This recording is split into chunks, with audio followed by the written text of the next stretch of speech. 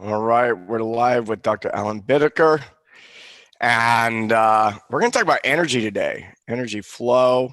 I'm going to read over your bio just slightly here. Dr. Alan Bittaker is it Bittaker? We've been friends Bittaker, for a long time. I'm just making sure I'm doing it right. you're saying it right, dude. I'll run with somebody's name for a while, and I'm like, hang on a second, I never checked in. Yeah, we're good. Yeah, you're a trained network spinal practitioner, chiropractor, and somatic breathwork facilitator. You specialize in leaders and helping leaders master their energy so that they can break through blocks and navigate their work and relationships with flow.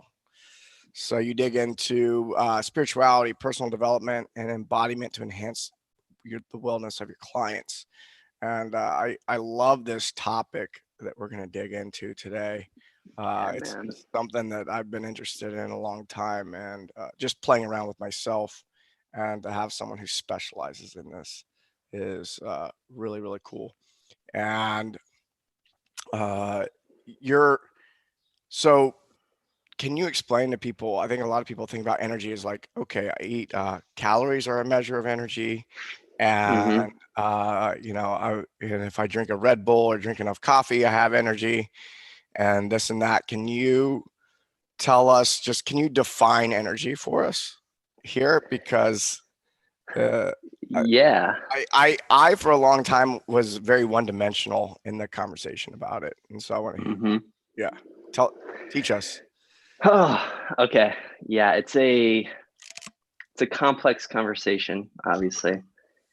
And the most confusing thing about it is that energy is everything and everything is energy, right? So from I think it's like 4.6% of the physical universe is actually physical matter, right? So everything else is just like energy and vibration. So, in the way that I really direct my clients is through developing awareness around the body, mind, and soul, and the energies that encompass those three parts. And I think that is like one of the most important things that we can master as human beings.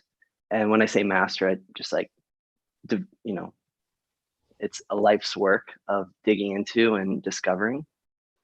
So when you talk about calories, that's more of a metabolic energy, and Yeah, that's around the physical body. And then there's energy of the mind, and then there's energy of the spirit and the soul.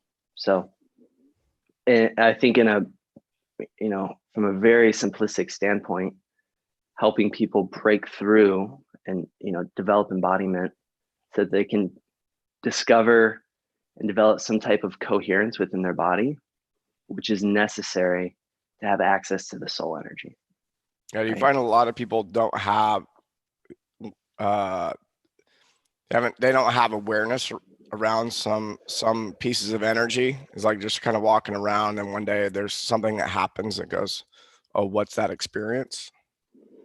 Yeah, and like one of the things that's like interesting is I would say many people are living within the mind, right? So, um, and where does the mind live? Like people would guess that it's in the brain, but it's like everywhere, dude. Yeah, yeah, It's in the brain, it's in the spinal cord, it's in the body, um, it's in the ethers. So developing like more awareness around that and how to actually harness that for good is a very powerful endeavor. yeah, And I think when you do that, you start to realize that you're not your mind, and that's just a powerful yeah, powerful moment. yeah. And it's a powerful way to live. What was that moment for you? What caused you to want to go down this path? Oh man, what was that moment for me? Yeah, that's an interesting question. I've had that same question asked in a different way about like when but that was more about like breaking in through my body and like kind of the shit that I've been bound up, you know? Mm-hmm. Mm-hmm. And experiences that I wasn't just my body, or I wasn't just my mind. I had some pretty profound psychedelic experiences in college that, but it was kind of disjointed. And then I would say my most powerful first like spiritual experience was, I just graduated college. I was working. I started listening to this Eckhart Tolle Power of Now tape in my car. And I remember driving home after work one night, and it was dark out. And I don't know if have you ever listened to Eckhart Tolle? Yeah. His voice, how he speaks with so much space within his voice. It like brings you into this space, you know, and it creates so much presence. And I remember pulling into my driveway and just like having this hyper sense of presence, and like getting out of my car, and I was like almost freaked out. It's like because I was so aware of everything, I was like almost scared, like hyper vigilant a little bit. Yeah. It was new. It was a lot new. of times I find this in the awareness game. And you get a new expansion, or you're going into a new field, and it can feel wrong even, you know. I was like, oh, am I doing something wrong, or this is scary? And then once I get into the space, I'm like, oh, that actually isn't so bad after all. It's actually really nice. But once you do I've it never enough had times, it before. It shatters your old paradigm of what's real. Yeah. Yeah. So you were listening to that, so you had some psychedelic experiences before that, and you said they were disjointed, and then you had this, and this sounds like it was a more tangible and sober experience. Yeah. I think some of my psychedelic experiences were more around like just breaking the belief system of like, if this is what I'm experiencing as being real right now, how do I know what I'm experiencing in a regular day is real? Mm-hmm. You know, like, how do I even know it's real? Right. And then I kind of just took those experiences like as being really cool and expansive, but nothing that really shifted the trajectory of my life that I knew of. Mm-hmm. And then this had some piece of philosophy around it, right? It was like directional, and that led me on the path of like experiencing the energy of my body, and I would say some sense of spaciousness. And in the spiritual traditions, the levels of waking up is like, one, noticing your breath, noticing the aliveness within your body, noticing the space, noticing spaciousness, and then noticing the aliveness within the space. And then there's like, you know, some steps above that of like witness, and then oneness. So I was kind of like in the first step of like, I can feel the aliveness within my whole freaking body. This is crazy. Yeah, I've had that experience myself, and I've also witnessed other people have the experience of aliveness for the first time, maybe ever, or at least as an adult, and then watch their whole body wake up. It's like they look like a different person. You ever witnessed that? Like, it's like everything came back online. Dark cloud leaves. It's like, what is happening? And it's an amazing experience to witness. Yeah, I think we probably have had quite a few of those in different ways. You know, like I experience that a lot on the table when I'm working on people on the table, doing body work, and that's and it can show up in many different ways. You know, lots of times that shows up within like having an emotional release, and after you have an emotional release, you then have access to that space that you've been ignoring for so long. What would you tell somebody who is like, I don't really access my emotions? It's like I've got like this really narrow band of emotions, and I hear a lot of people go, I know it's probably a problem, but I don't know what to do about it. Yeah. I mean, the first thing I would say to them is that I relate with them, because I used to really live my life in that space. And it's really safe. It's a safe way to like protect yourself from feeling things, or, it's a strategy that's probably not conscious. It's just like a embedded strategy for going through life to feel safe. Mm. And then I'd probably invite them to work with me. Have you experienced somato-respiratory integration, the SRI stuff? No. Okay. No. So, man, it is. I'd put it into the category of breath work. It's not always easy to do it.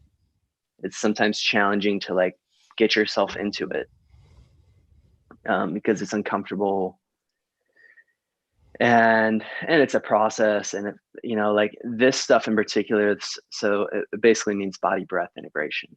And it's I've got a book here actually. It's so it's like 12 Stages of Healing by Donnie Epstein. He's the guy who created Network Spinal, and it is literally 12 different rays of consciousness, 12 different like ways to connect with specific consciousness that is the spectrum of the human experience, all the way from suffering to enlightenment. And it's almost like a paradox that sometimes in order to really experience enlightenment, you have to first experience the suffering. And Yeah. And that's the really like breaking in order to break through, Yeah. I had a friend recently where she went into a DMT ceremony, and she had heard all of this information from people of like, oh, it was pure bliss and this and this and this. So she has this expectation of pure bliss. Doesn't happen. And then it's like almost like upset with it. But what people tend to leave out in those explanations of like, oh, well, I had to go through like this, I call it the small door. It's like I had to go through like this really small door. It was hard to fit through. It's hard to find, and it was hard to fit through. And then my body didn't want to make it through. And then I finally got through the other side, and then I was crying, and there was all these emotions. And then eventually I got to this moment of bliss where I was like, oh, it can be this easy. And it is that is cool to point out, like the way through all this stuff is actually through it, not like this brings up for me like the idea of spiritual bypass. Like a lot of times people are like, oh, I see the end result, so how do I skip all the pain and suffering and all that to get there? So in these 12 steps, okay, so this is the guy that came up with Network Spinal. Yeah. So when I talk, so if I go and hang out with a bunch of people who are professionals in different areas, lots of chiropractors I come across. And I'm like, they're like, oh, do you do any chiropractic? I'm like, I just network. And like a lot of times they're like, oh, the weirdos. Like you hang out with the weirdos. Yeah. And you hang out with the cool weirdos though, at least. Oh yeah, absolutely. Absolutely. 100%. So yeah, can you tell us more about the vibrations? Like, so that's obviously in alignment with network. I mean, the guy who wrote the book, but and do those 12 different levels, they coincide with like those levels of awareness you were talking about? Yeah, absolutely. So and that's the cool thing about it. That's what makes me really feel that's one of the things that really allows me to trust in it, is that it's very coherent with all of the spiritual traditions of enlightenment. And the highest forms of enlightenment is, in my opinion, more about wholeness, right? Being able to like honor the suffering, honor the people who are in, like, I don't know of all the levels. I think about Ken Wilber's maps a little bit more than me, but like, turquoise, when you're in turquoise, you can actually honor and step into, what do they call it? Being a spiral wizard or something. You know what I'm talking about? I'm not familiar. Yeah. I mean, yes. Spiral dynamics, basically. I've actually never heard spiral wizard before, which I love that. But yeah, like you get to a point where, you integrate everything from before. And you can actually honor all the pieces. And because people have, Ken Wilber goes into this, and they talk about this in spiral dynamics, is that as people go through, and you can see this in like an easy example of this would be like in fitness.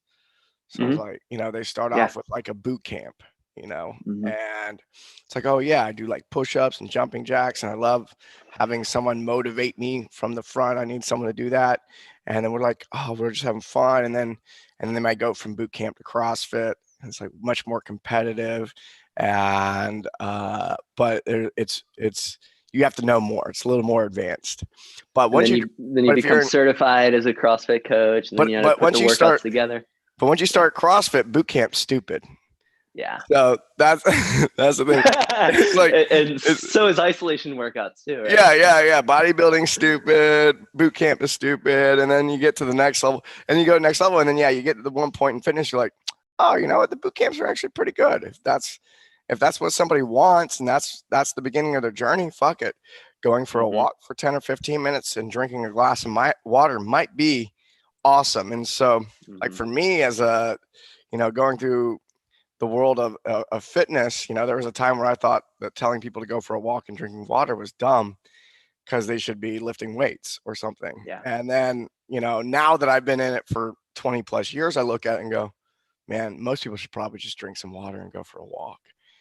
And so that's the beauty of the spiral dynamics of like, hey, keep going, but each level tends to judge where they came from. And until a point, and then you go, oh, I can appreciate the whole thing here. And the cool thing is like, I feel like it takes that amount of background awareness of the spiritual waking up process to get to the level of awareness that you're at, because we know that people who have been in fitness for 20 years who are still like, this is the way, and every other way is stupid. Yeah, it's really powerful that we can apply that to, like, 'cause I apply that to nutrition, and we can apply that to like everything. You're like, well, this diet was perfect at this point in time during the season of my life, for this type of person, but right now intermittent fasting might not work very well. Yeah. Be able to see all of it. Yeah, I like to oversimplify things, like talking about consciousness, levels of consciousness. All of this is just perspective. Like a lot of times in psychedelics, we get to visit a perspective. It's like, oh, wow. Yeah. It's like you get to visit this picture behind me, and then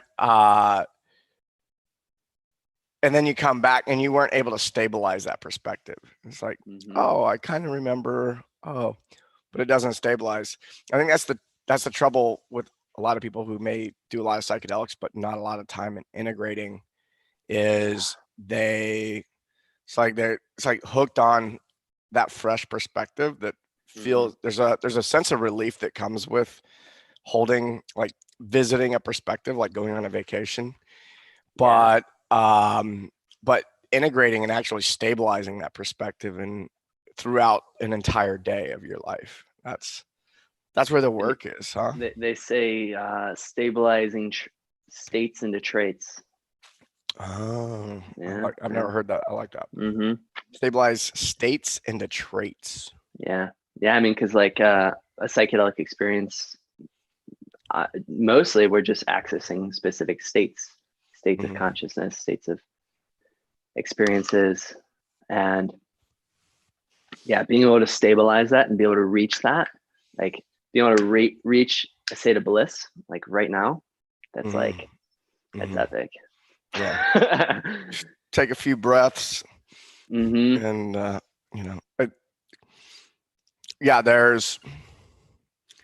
like I notice I hang out at a higher octave than I used to.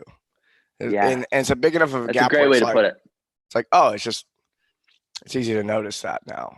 Whereas like in the beginning, I was like, I wouldn't be able to tell that much of a difference between like a year ago and now. But if I look back 5 years to now, I'm like, dude, completely different energy, just completely stabilizing a whole different energy field.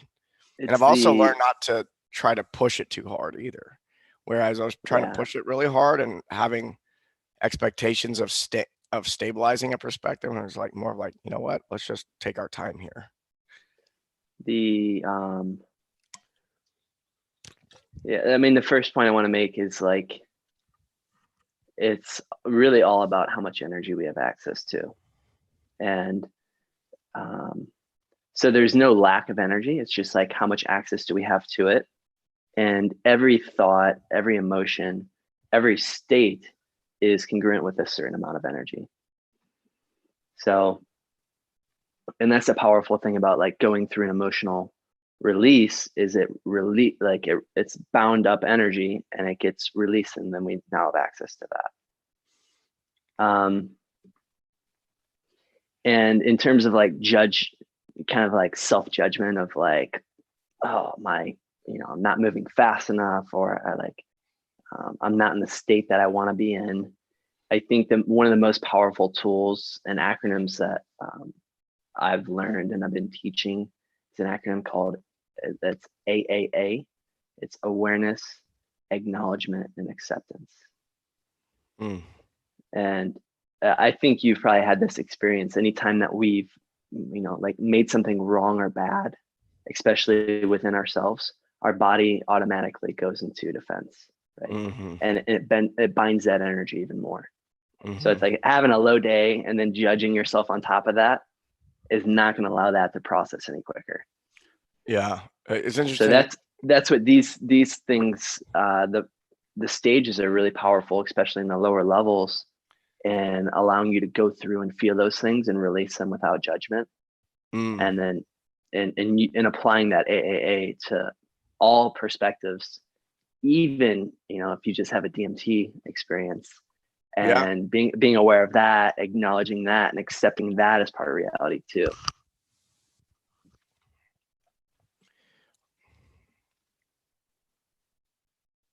There's one thing I've really noticed is if when I come across someone who I've noticed there's certain people where it's almost as if it's the first response to everything is there's something wrong with me. And then when that perspective is what's being held, or that's the filter that's being held as they're navigating life, and then especially when they start getting into personal development work, I start working with somebody and I go, oh, they're like, it's like we keep on, every time we try to work on something, it's because something's wrong. I go, well, that's never going to work. And so I really like your AAA model, where it's the level of acceptance. So I think most people are familiar with, okay, I've got new awareness now, it's like, oh, okay. And a lot of people get off on that. There's an awareness high. It's like, oh, I've got a new awareness. And a lot of people mistake awareness for healing. And I've witnessed this with certain programs and it's not the program's fault. A lot of times it's just it happens when there's like large groups going through a program because they're not able to catch everything. So I think that's a big part of it. It's why like smaller like things where people can like interact more directly with a coach. But they and I had a friend, she made a post about this recently that just put it so well, is people, it's almost like they fall in love with their wounds. And so like, oh, I have this awareness of like, yeah, this is why I'm like this. And then it's like they keep on referencing that moment in time that created who they are now. And it's like, it's like they just keep on like telling everyone about their wound and reminding themselves of the wound. It's a diagnosis. So they're like focused on it's like a diagnosis. And what I'm experiencing is people are, because I get high off of it. I get excited. I was like, oh, I get to do something about it. But what I'm experiencing with other people is they're treating the awareness as if it is the healing. And like, oh, I It's- did, like, that was the hard part, and it's not the hard part. Yeah. There's so much power to how we remember things, Oh, and how and how we choose to remember things. You know what I mean? Like, if that's my story and I'm married to it, like, am I? And on some level, if they keep coming back to it, it's probably because they're not actually willing to accept it. Yeah, interesting. For what it is. So it's awareness, acknowledgement. Yep, and acceptance. So how does somebody the acceptance part can be like really tricky? Like, okay, all right, I'm ready to accept it. Yeah. You know what? So accepting it, and that's like a lifelong process sometimes, and it comes so much more easier with actually acknowledging it, right? So acknowledging it means to actually feel it, right? So that's the difference between awareness and acknowledgement. Like, I'm gonna be aware of my story and be aware of how I got fucked up at this point in time, and my mom and dad did this to me, and that's why I'm like this right now. That's being aware of it, and then acknowledging it is actually experiencing that, right? And fully having that experience. And within that, we know that, like, the stories bind energy, right? And really your identity binds energy too. And like, who do you identify as? So spiral wizard. So it's like fully experiencing it allows, and sometimes it's like every day, just allowing yourself to go into it a little bit at a time, to acknowledge it and experience it until you get to a point of acceptance and be like, and acceptance. Here's the thing too, is around this whole concept, you're talking about, like, it's almost like a pro peace versus anti-war.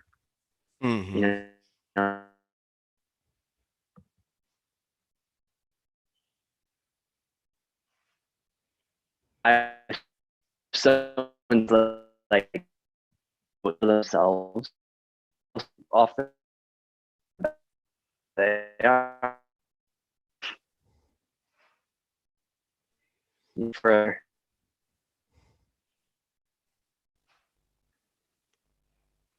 cool. I think we're back. Okay, we lost you at anti-war versus pro-peace. Pro-peace, yeah. So if you're getting into this personal development, and you're really, or even healing work, if you're really coming from the concept of healing yourself, it's initially off the bat, you're also not accepting yourself. So like, if your internal compass, or like your premise is on, like, I actually want to just experience more of myself, and I want to experience more of the world, and I want to, like, discover myself and just express at my highest level, versus I want to, like, heal this shit that's wrong with me. Two different ways of going about it, Yeah. What would you say to somebody who they're like, okay, I see how this works with, like, mental, like, psycho-emotional wounds, like emotional, all that, but you know what? My fucking back hurts, and that needs to be healed. And does the same approach work for a physical experience? Yeah, absolutely. So an example of acceptance of that would be like, if your back never felt better, could you love yourself anyways? Could you still love your life? Yeah. And when it's like simple, it's I want people to really get that. It sounds so simple and short, but that's solid. That's really solid advice. And it's like dating, it's like, if you're attached to going home with this girl, it doesn't play out as well if you don't give a shit, you know, like if you love yourself anyways. Yeah, it's well, the whole process is not as fun. Yeah, like right. you know, it's like the only way you get to enjoy yourself is if you like attain the goal, right? Yeah. But if you're gonna enjoy it from the very beginning to the very end, no matter what happens, yeah, it's way more fun, and I find it actually doesn't matter. But yeah, yeah. So tying in, so these 12, I want to go back to this 12 steps. Is it 12, Yeah. 12 different You asked vibrations? the question. 12 stages. It's 12 stages. What are these 12 stages? And is it something we it's like, okay, I have awareness of the stage and I'm going to stabilize it? Yeah, good question about that. I think just like spiral dynamics, it makes it easier when you can see the whole map and you can really kind of identify where you're at currently.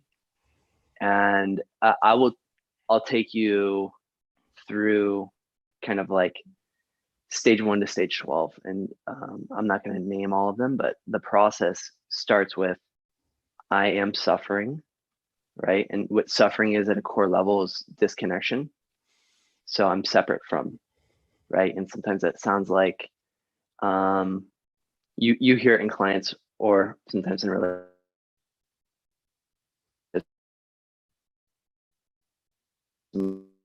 Like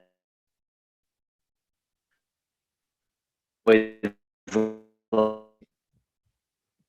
that to this, which are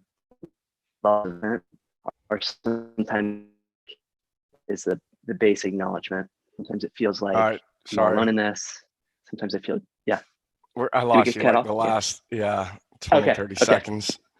Yeah, I could see myself moving, but I couldn't see you. Okay. This will be for the live, it kind of sucks, but Mhm. it'll get edited on the back end. Okay. But so it's like basically stage 1 is suffering or disconnection. And then stage 2 is about polarity. And that is really like the healing thing, you know, like this person's going to heal me, or this person is why I feel this way, or this thing is why I feel this way. You know, it's my mom and my dad's fault. Stage 3 is damn parents. I know. Yeah. How dare you bring me here? Fuck me up. Couldn't deal with your own problems. Now I have them.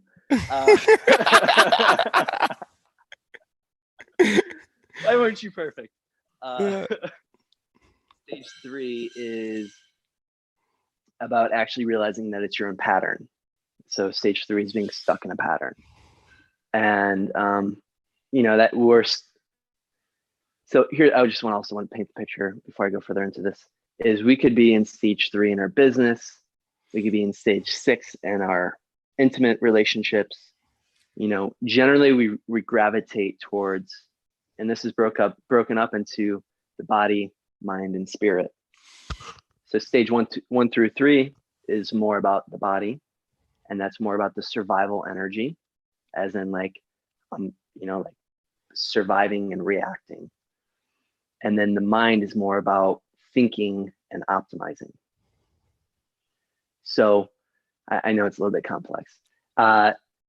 So after you realize that you're stuck in a perspective, and if you've been there long enough, you go into stage 4, which is claiming your power.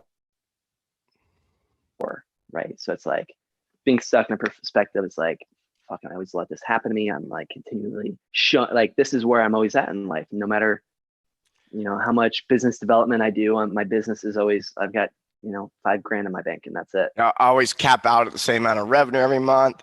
I keep dating the same girl. I think it's different at the beginning. Then we break up, and it's like, oh shit, like, oh, I just did the same thing. Yeah. Yeah.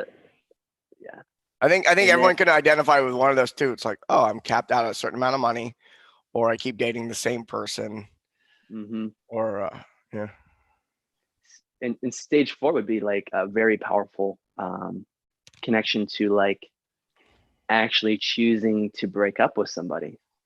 It's all about claiming your power. Or it could even show up as reinvesting in a relationship at a new level. Mm-hmm. Like I give my power away in this relationship, and that sabotages it. Right? She doesn't respect me. Mm-hmm. So stage 4 is about claiming your power. The breath exercise for 4, 5, 6, and 7, which are more the transformative mind harnessing exercises, are more in the nose, out the nose, which have more of a transformative nature. Whereas stages 1, 2, and 3 are more about embodiment and more about breaking through emotional blocks. And that's more of a nose mouth pattern, which is more grounding. Got it. Stage 5 is about learning the lesson. It's called merging beyond the illusion. It's like, oh, my parents fucked me up because I needed to like go through this shit, and now I can give a specific gift to the world. You know, it's when our wounds start to become our gifts. Stage 6 is about being ready and actually like claiming what's yours. 7 is about resolution, a sense of resolution. And then before I go into the awakened stages, well, I'll just say, I'll go through them first. 8 is about spaciousness and really feeling the space. 9 is about receiving love and receiving the space. 10 is about like ascension, which has a and I'll just say all of these breaths have a specific energy to them. You do it, if you do it right, you can, even if you're in a room and someone does it, you can feel the energy of it. 10 is about ascension. 11 is about descension. It's like if 10's climbing up the spiritual mountain, 10 is climbing back down to give your gifts. I'm sorry, 10's going up, 11's going down, and 12 is about community, giving the gifts, and really realizing that the biggest gift that we can give to this world is by receiving the world or by receiving other people's gifts. Love that. That all makes sense. It's like, oh, I've seen that progression before. Yeah. And there's actual, well, that's what's cool about a lot of these models is that, and a lot of people I don't think realize this, is it's very predictable. It's when you, if you really sit down and look at it, and then if you're a coach and you're working with people, you go, oh, I see where they're at. That's where they'll go next. I may not know exactly how it's going to happen, but it's like, oh, this is where we're taking things.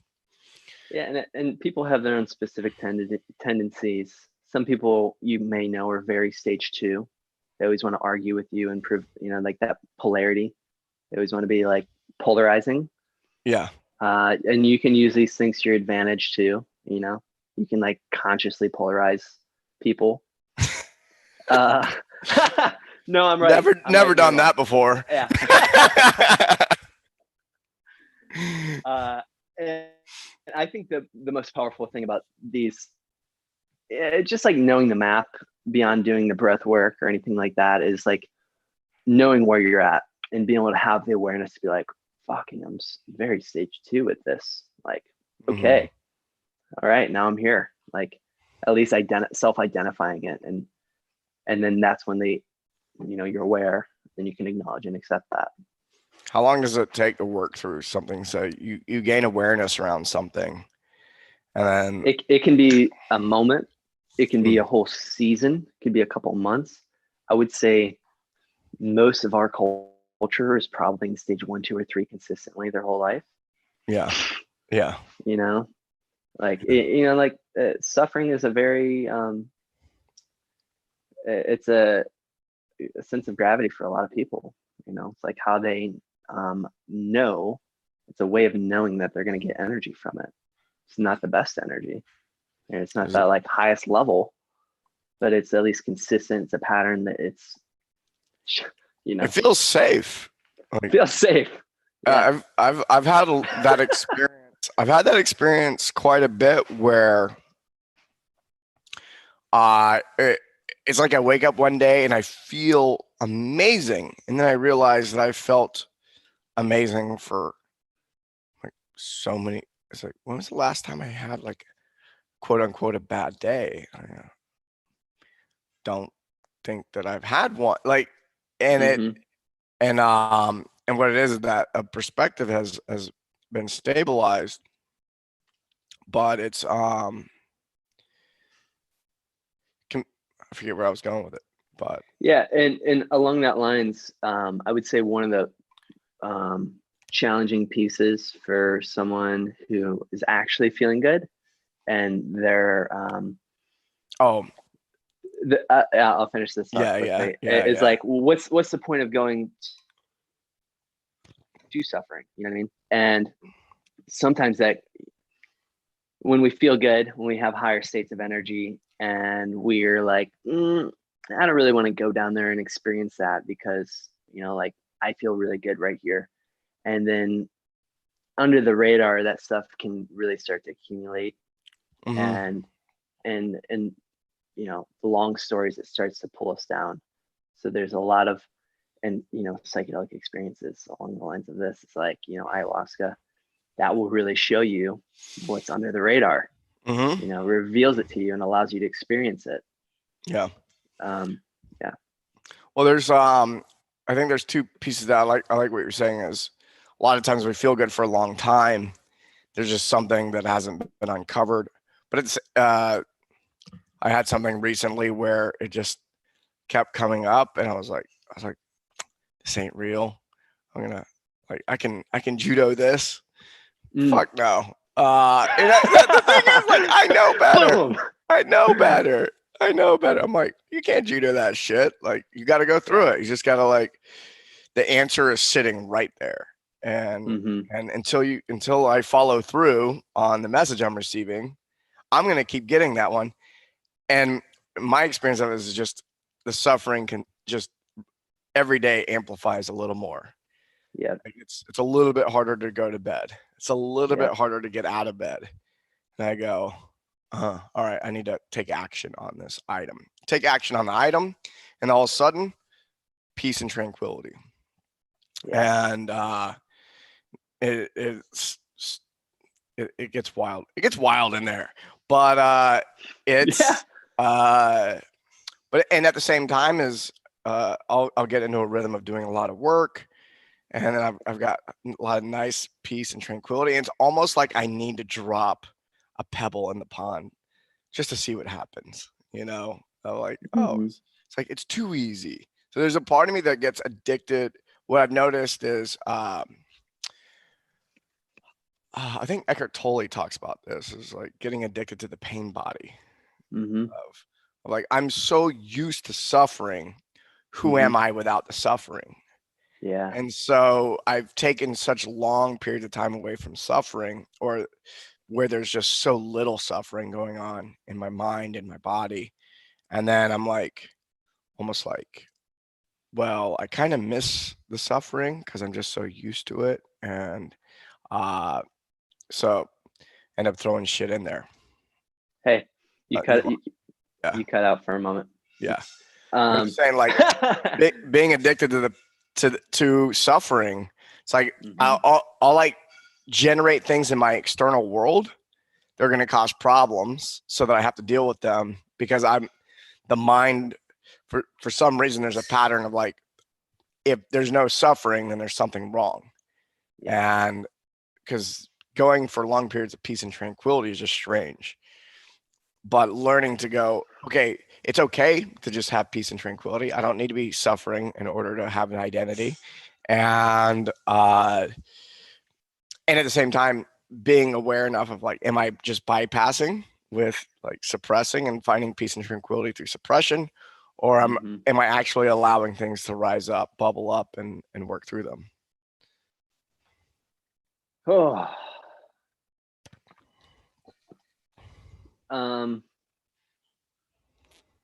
That's what I really like about these is you can feel your sadness without actually having a problem.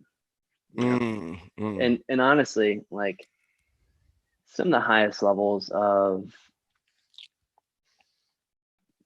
like I'm curious what your thought on this, but like the highest levels of consciousness, there's a really almost like a heaviness to it sometimes, like a bittersweetness, where, and I've seen this before, where there's this like emotional circle graph that I've seen before, and there's like gratitude, like there's the bigger emotions, and then there's like the micro emotions within it, and grief is actually a micro emotion of gratitude, and like being so present and grateful that you're actually grieving the moment as you're experiencing it. And yeah, but it's like this bittersweet, like, holy fuck feeling. Yeah, I was almost every time I've had, well, every experience I can remember where I'm experiencing a lot of grief, gratitude is just, it's right there. It's right there with it. Yeah, but we avoid grief a lot. A lot of people avoid grief. I avoid. I know I avoided grief a lot in my life. Me too. Yeah. Yeah, absolutely. Get a good cry in. It's not a. It's almost like a, yeah, I know, right? Like, and some of my most powerful moments in my life has been after a deep cry, and I haven't had many of those. No. Yeah. Like two. Yeah, I'm with you. Yeah, I was just talking to the crew about that the other day. I did a combo, and just like pouring out of my eyes during the ceremony, and I was like, oh fuck, I needed that. I needed a good cry. It's like, yeah, it's still something I want to get good at, is learning how to, I don't know if it's access it or if it's just one of those things where there's not a lot for me to like grieve right now, but yeah, having access to the full range of emotions, that's something that is continual work for me. Yeah, me too. So I haven't really been in practice for a little bit, but one of the most extreme shifts that I really experienced throughout practicing, and this will actually tie into one of your questions here. One of the most extreme shifts I experienced while I was practicing is having that emotional bandwidth like stretched like this, and then being able to just like wherever I want. And that's how the 12 stages overlap with care. So, and I'll give a quick description of care. Essentially, care, network spinal care, is a chiropractic modality in the sense that it uses the spine and the nervous system as its primary focus. And what happens when we have an experience that we become fragmented from or with, like an experience is too much and we have a trauma, right? We don't have enough energy to process that experience and gain wisdom from it. So we become disjointed from the experience and traumatized from it. And based on the experience, we have our body will distort in a specific way. And the ways the body distorts is, pretty textbook. And for example, and distortion doesn't really sound great with this example, but like gratitude, the body moves like this. It's the universal language for gratitude. Your subconscious knows that. If you see a cartoon, someone's doing this, you have a sense of gratitude. That. Yeah, for those that are just listening and can't see this, he's got his arms up. I would say like gratitude. It's easy to see at a concert, like, or this DJ just killing it, and I'm like fucking arms up, like much gratitude. Yeah. You can't stop it. Yeah, and it's just a universal unspoken language. And you can even see it in animals. I yell at my dog, right? And his tail tucks and his chin tucks. That's how his body distorts to like fear or being a victim. So within network spinal care, there's basically mapped out places of the spine and where to access in order to allow that person to really feel that distortion, in a way of, just like along the conversation, it's like, it doesn't feel bad to cry if you have permission to cry, or whatever the scenario is. If you're, and especially if that's the purpose of you being there, is to really feel who you are and experience yourself. It's a really beautiful thing. So basically, using that place in the spine that is anchored to that distortion, and creating awareness through your hands and your fingers as I'm working on clients, allows them to feel that.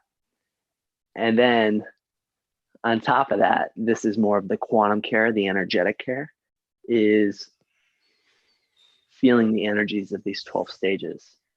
And so me as a practitioner, and this is a high level conversation, right? Like, yeah. Me is like, it's like, this is the law of entrainment, right? Is when someone walks into a room and say Mike Bledsoe's in the room and he's smiling and he's joking around with everyone in the room. When you walk into the room, you actually just entrain to that.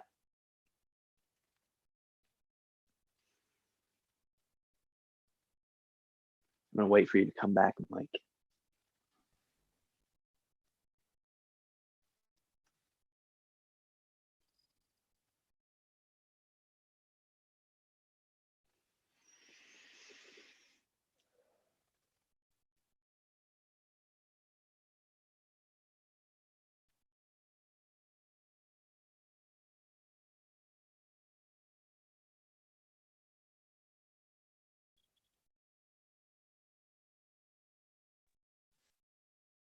We're on. Still It streaming. happens. All right. You walk into the room. Everyone entrains to that vibe, right? So basically there's this field between us, right? We've got our bound energy, which is us, and we've got our co-resonance, which is our like field, which is a resonating information of our bound energy. And as a practitioner, I have to be hyper focused of what I'm thinking about, how I'm feeling, what emotion am I generating, all of these things, right? So essentially the process is me assessing where that person is, and then knowing that they've got a lot of energy bound up in those stages, right? And then allowing myself to feel that as well, to entice their energy, and then go to that place, which is a place of on the spine, which is a place of potential, and allow them to feel that with that energy that they have access to. Mm-hmm. So this for me, like doing that, like, every day for 5 hours a day of like, I'm gonna feel survival energy. At the same time, I'm feeling awaken energy, and I'm gonna feel these together as I'm making this contact. I'm gonna feel the feeling of coherence. Like, and when I'm practicing, sometimes I even say that, I'll be like emotion, upper mental, emotion, feel both of them at the same time, coherence, make the contact, because I know the way that I'm feeling is being generated and received in the way that they're feeling. And it creates huge breakthroughs for people. It creates also a new awareness around the energy behind all the things that they're doing. So yeah, and my first experience of network was really powerful, and it was so gentle in the space that I was like, oh, not much changed. I'm driving home afterwards. I'm just like grateful for the person next to me in their car. I don't know them. I'm just like, oh, I was like, these, oh, beautiful people. I love everybody. I was like crying, just like this huge level of acceptance. And then I got home, and I got to my bedroom, and I started to change, and I fucking just cried for like 30 minutes. It was just all of a sudden all this stuff was moving. I was like, and at that point I hadn't cried in a long time. Maybe it'd been a year or something. I had like a really good boohoo, and and I let it loose and just slept like a baby that night. And then the next day woke up feeling like $1,000,000. And yeah, there was some block in there and that got moved. And yeah, it's really, really powerful. I keep getting surprised by, discovering new modalities and working with new people. And it's like, holy shit, that was a like it wasn't like a hard session. It wasn't like someone had to dig in on me. It wasn't anything. It wasn't intense as a conversation. It wasn't intense physically. Uh, it was really just hang out and do a few things on the table and take a few breaths, and then, all right, see you later. It's like just explosion. You use that philosophy in your business too, don't you? Like What's that? it doesn't have to be hard. You don't have to Yeah, like bust your ass all day every day in order to make money. yeah, yeah. You can have fun and do it too. Yeah, we should be having fun. If I'm not having fun, I don't want to have anything to do with it. And yeah, I'm staying with one of my clients this weekend, um, and we were talking about financial goals. And I was like, yeah, the goal is actually let's hit that number without logging any more hours of work.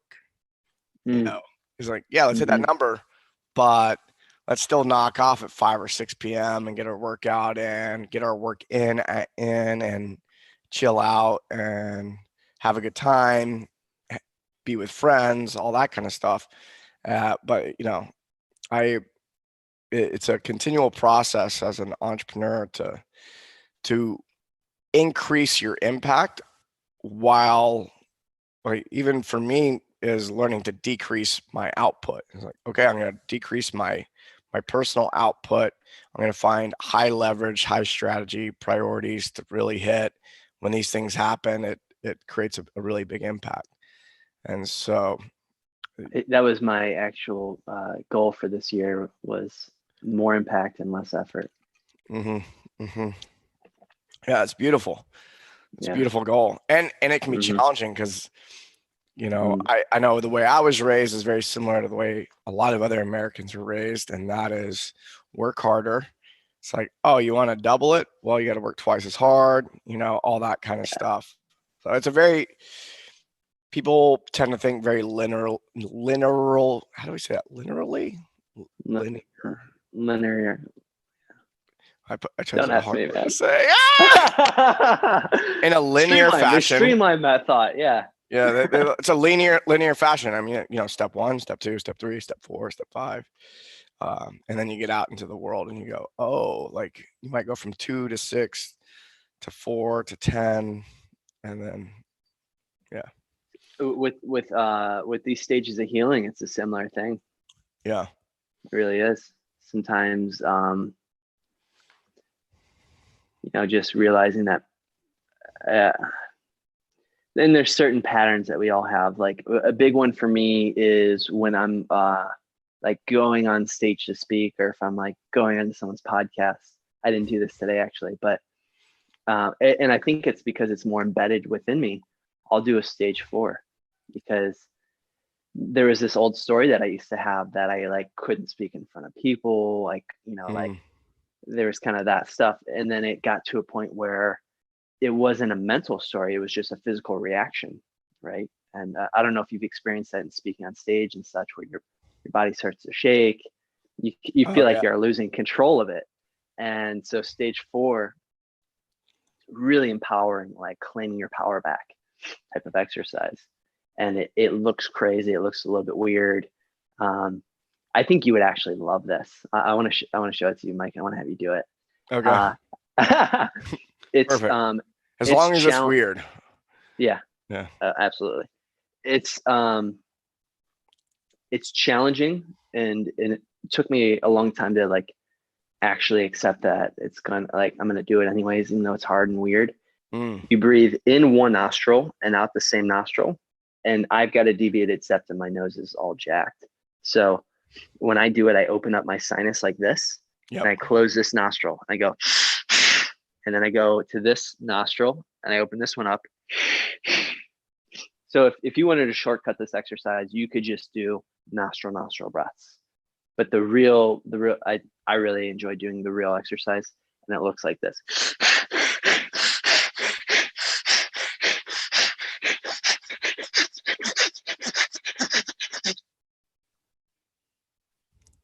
How long do you go for?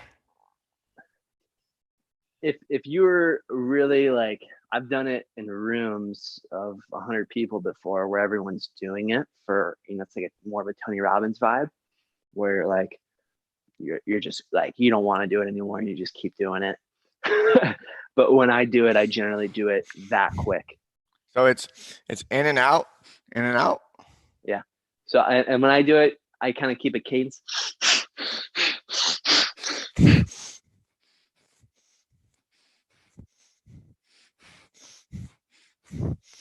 Like that. Yep. But way harder. But wait, it's not harder, but bigger. Like the breath of fire. It's a little bit like the breath of fire. Got it's it. like it's a full. Have you done the Osho meditation? Yeah. It's a little bit like that. Okay. And then in the exercise, if you want to get like intense with it, you can say things like "enough of this." You can kind of like scream things, and so like when I have clients do it, I generally like, and I do this in my office a lot. I like, you've worked with Dr. Matt before, and I like how it's freaking powerful to integrate this breath work with the care, and like bringing someone up on the table and being like, start going with this, and then like leading them, and like as they get to a certain point, because kind of once you get to a certain point, you feel a little bit like unstoppable, and you don't really give a shit what someone thinks if you scream something crazy. So just having them scream like "enough of this," and then like silence, and then you really, really get a sense of like your own physical power, I love that. Yeah, I'm gonna try that. I may get you on the phone and have you walk me through it again, but yeah, absolutely. And like, so for example, that's the tool that I generally use if I'm about to go on stage and I'm feeling my body kind of like go haywire, like shaking and stuff. I'm like, I know that this is an old story. I know that this is just like not actually who I am. Like, I'm going to go take care of this and go to the bathroom and just rip that exercise. And then I have just a new sense of like deciding who I am and who I'm showing up as, Yeah. I love that.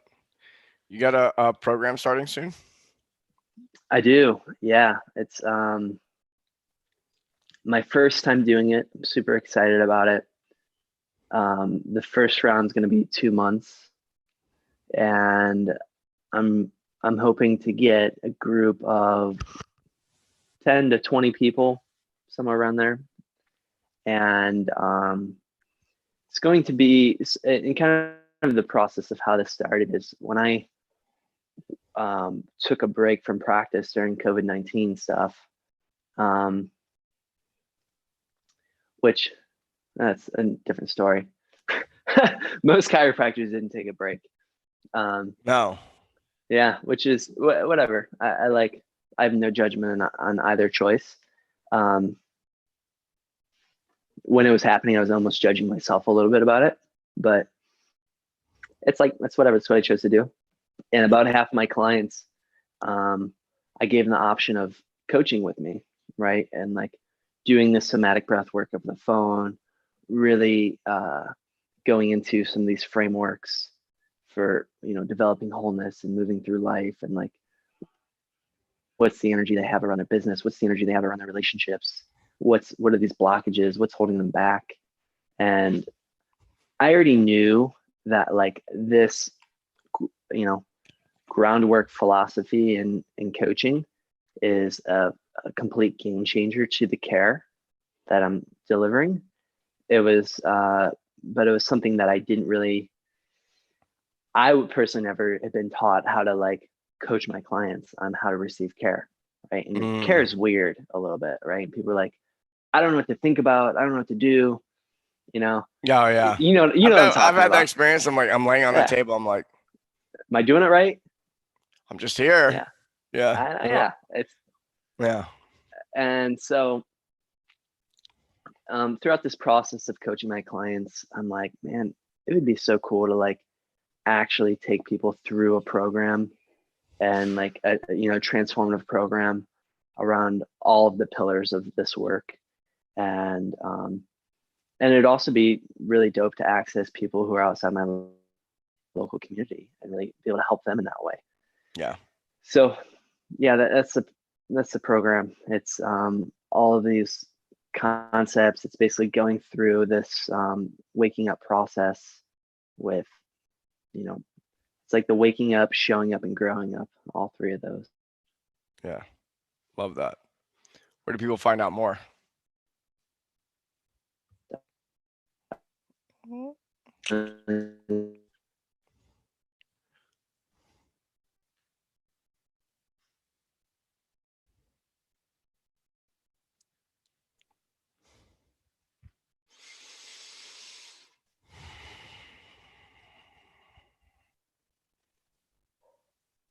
Okay, and we're back. And we're back. All right, okay.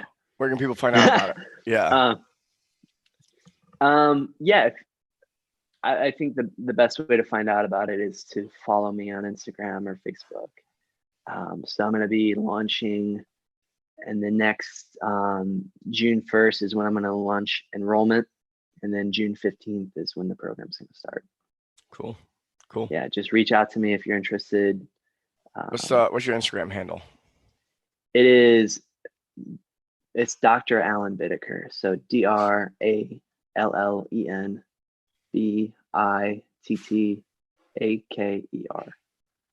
And then on Facebook, I'm Alan Bittaker. But I'm sure if you put doctor in front of it, look him up. Me too. Yeah, if you're watching the Facebook Live, I'll do a little tag in there. I'll go back and do that, and that'll be taken care of. Man, thanks for joining us today. Real pleasure. Dude, yeah. Such a pleasure, man. It's good, good man. Kicking it with you. Yeah.